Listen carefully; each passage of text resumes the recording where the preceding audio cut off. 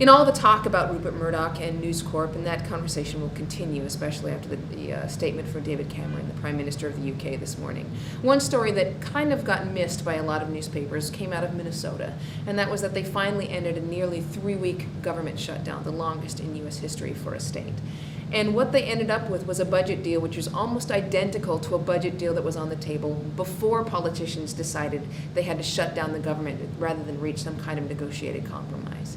We spoke with a reporter this morning who called the deal crappy for Minnesota taxpayers, and we spoke with one of the managers at a racetrack outside Minneapolis. It's one of the biggest employers in that area.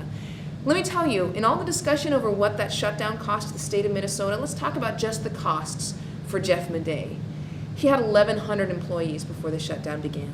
He has 100 at this point. That's right, he laid off 1,000 people. He lost almost $3 million because of the government shutdown.